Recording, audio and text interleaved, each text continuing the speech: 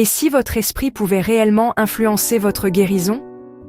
Si simplement croire que vous allez guérir pouvait avoir un réel impact sur votre corps. Certains appellent ça l'effet placebo, d'autres disent que c'est un miracle. Alors, le pouvoir de la pensée peut-il vraiment guérir? Ou est-ce juste un mythe moderne maintenu en vie par l'espoir? Aujourd'hui, je plonge dans la science, les histoires et les limites réelles de cette idée fascinante. Restez avec moi. Ce que j'ai découvert pourrait bien vous surprendre. Commençons par les bases. Que signifie réellement la guérison par la pensée? À la base, c'est l'idée que votre esprit peut influencer votre corps. Ce n'est pas nouveau, on le retrouve partout. En Chine, c'est le qi, l'énergie qui circule en nous. Dans le yoga, c'est la conscience corporelle et l'équilibre. Les chamans utilisent des rituels mentaux pour déclencher la guérison.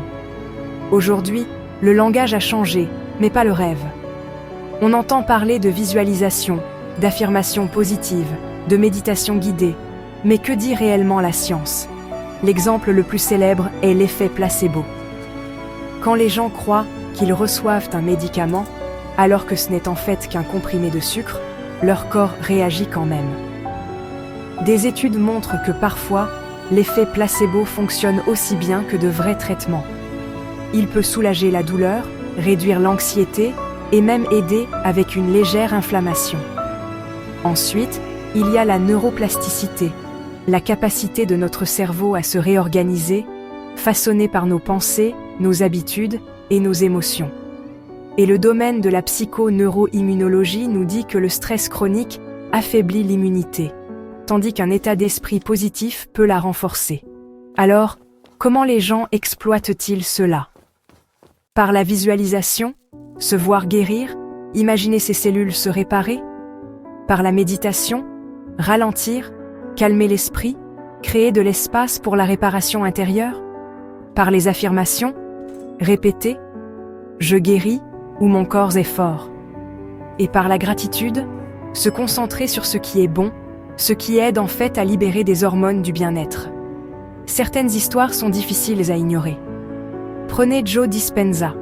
Sa colonne vertébrale a été brisée dans un accident de vélo. Il a renoncé à la chirurgie et a passé des heures à visualiser sa colonne vertébrale en train de guérir. Quelques mois plus tard, il marchait à nouveau. Mystère médical ou pouvoir de l'esprit? Ou Anita Moorjani, qui était en train de mourir d'un cancer, après une expérience de mort imminente, son cancer a disparu. Est-ce la foi, l'auto-guérison ou juste de la chance?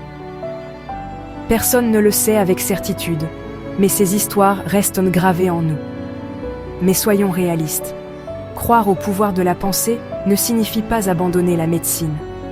Ne blâmez jamais quelqu'un pour son état d'esprit, ou ne dites pas qu'il est malade parce qu'il pense mal. La pensée soutient la guérison. Elle ne remplace pas un vrai traitement. Le meilleur chemin est la médecine, les habitudes saines et un esprit fort ensemble. Alors comment pouvez-vous utiliser cela? Essayez 5 minutes de gratitude chaque jour. 10 minutes de visualisation positive le matin. Répétez « Je suis sur mon chemin de guérison » et gardez votre esprit en paix. Peut-être que cela ne guérira pas tout, mais cela peut changer votre humeur, votre énergie et parfois même plus. Alors, le pouvoir de guérison de la pensée est-il un mythe ou une réalité? Peut-être un peu des deux. Une réalité intérieure qui mérite d'être explorée. Parce que parfois, le médicament le plus puissant commence dans votre esprit.